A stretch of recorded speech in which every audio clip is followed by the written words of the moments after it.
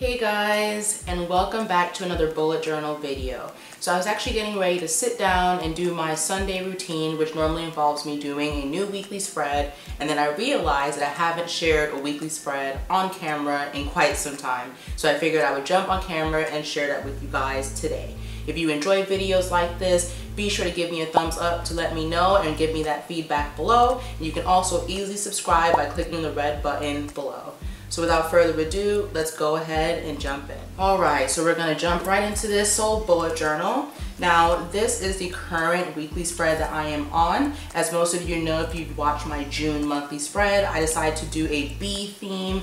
And so of course, I am sticking with the color scheme, which is yellow, black, and maybe a little bit of gray here and there for shadows. Now, as you guys can see, these weekly spreads have been going quite well. And so this time around, I decided to keep things simple. And if something works for me, then I continue doing it. If it doesn't work for me, I scrap it. My weekly spreads are just so much more enjoyable, especially since I'm on my social media cleanse. I've not had too much time to mess around on my phone and more time to do my spreads.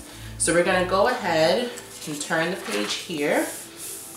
And this is where we're going to start out. Now this is going to be for the week of June 24th through the 30th. I always do my spreads from Sunday to Saturday. And I'm going to go ahead and show you guys my tools. So again, sticking with the color scheme, I'm using a yellow mild liner. I will try to link this below, but I don't know the exact color or product number. I'm going to be using my Pilot G2 for most of my writing. You guys know I've been obsessed with this pen lately.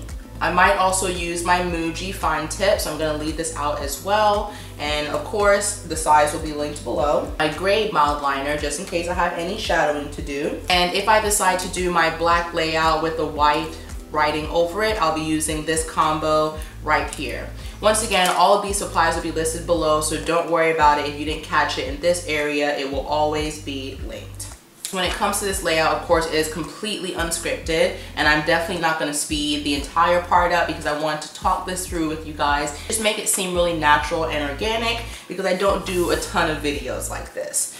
So normally I will flip back to the week before and see what I liked. I always do a quote like this, and I really did like how this turned out, so I'll probably end up doing the same thing. So what quote can we go with this week?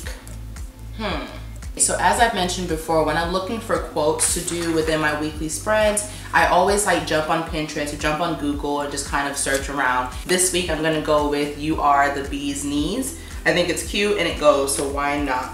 So what I like to do is always do the quote page, just because it's going to kind of anchor everything in and just make everything cohesive. So we'll start there.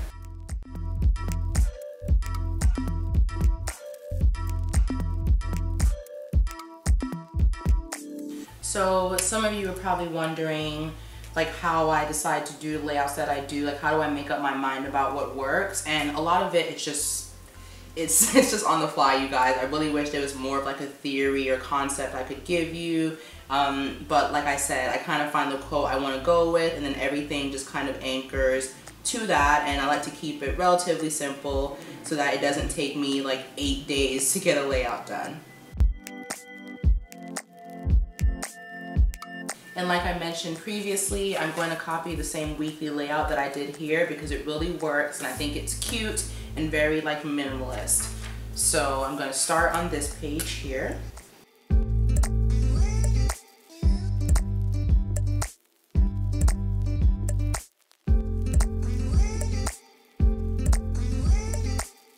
And we're gonna go ahead and let this black ink dry. I had someone in a previous video ask me why she was using the white gel liner over the black and it wasn't working. And the two biggest tips I have is to make sure you're using the appropriate black ink. I did notice that whenever I use like the Tombow brush pen in black, it never works well with the white gel pen. But when I use this particular one that I cannot pronounce, it always works beautifully, and so I stick with this combo. And also, you have to give it time to dry. I usually give it about a good 3 to 4 minutes to really settle into the paper so that this actually shows up and really pops and it doesn't just bleed into the black. I hope that makes sense, but that's what works for me. All right, we're gonna start writing in our days. So I will admit that I've been in a bit of a funk when it just comes to like editing and recording more often. And I really just think it's from being stressed with work and not really having a lot of me time, unfortunately. So kind of working on, you know, that work-life balance front. But I will say that I've just been a lot more inspired lately. I've been watching a lot more videos on film and equipment, and actually took the plunge after saving up my money, and I'm going to get a new camera and like a new tripod setup just to make a lot of this easier, which will make it easier for me to want to record.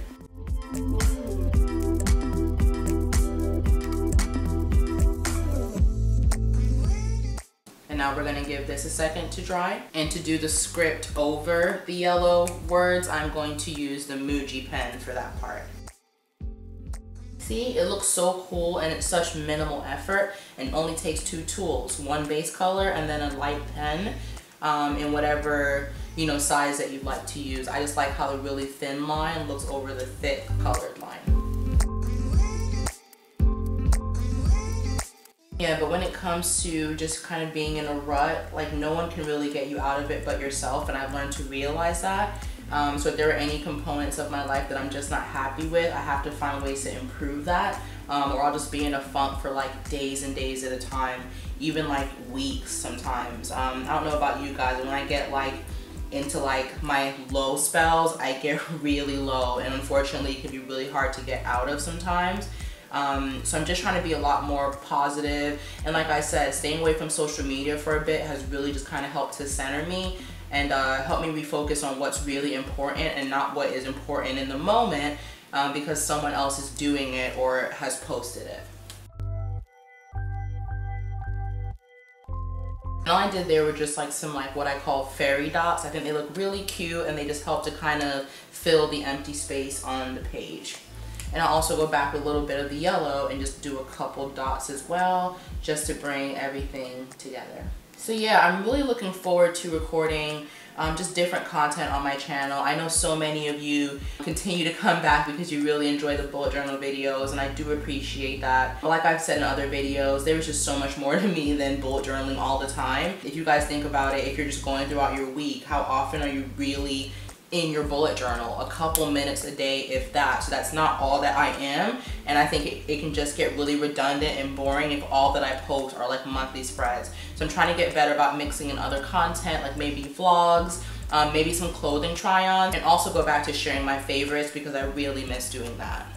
All right, time for the monthly cal. So if you guys look at like this spread here and the one that I did prior, I always do a little monthly calendar because I just think it's always nice to be able to see where you are in the month, just in case you've lost track of certain goals or timelines. It just kind of keeps you accountable in just like such a small amount of space. It just works for me.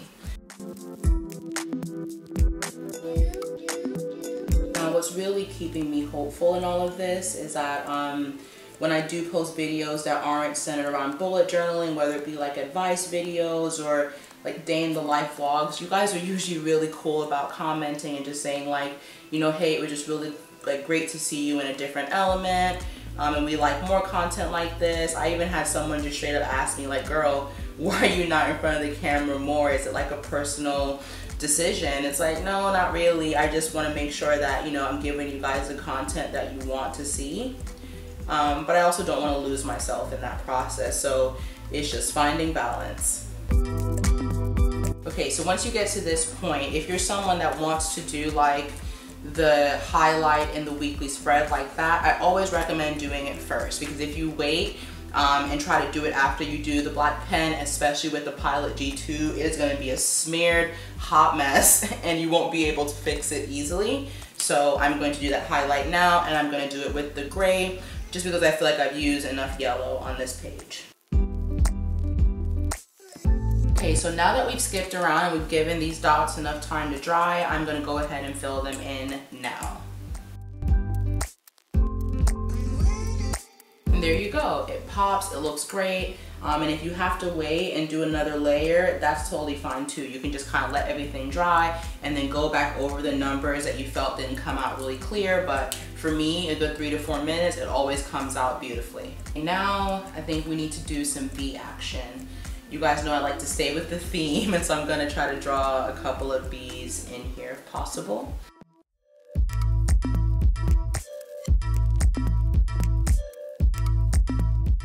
And I saw a little drawing on Google that like circled the bee's knees and like pointed to it. I thought that was cute, so I'm gonna follow the same thing. And I like to pull the lines all the way through the spread just to kind of give it, you know, some movement and just make it a little bit more cool looking and show that this all is one spread and that it's not separated. Now I have to do my to-do list. Last week I did the blacked out with the white lining. And even though I really liked it, I think this week I'm gonna stick with the yellow on black because it just works. And I always do the 3 different categories here, which is to do. How do I want to do this? Like you see guys, this is truly unscripted. There is no pencil under here, so a lot of the times I'm just really making it up as I go.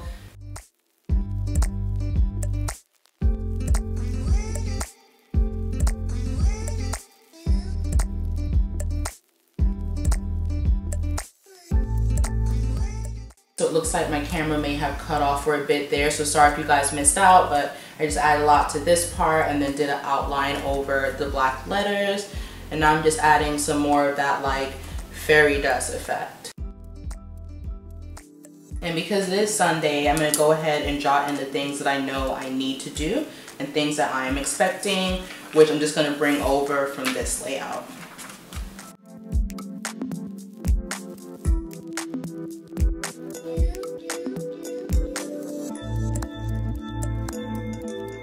Okay, so that's basically it. I added in a couple to-dos, which I have to find a dentist, annoying, and order groceries. I have to buy a few things. I'm expecting my Warby Parker home try-on kit because I'm going to get some new glasses, finally.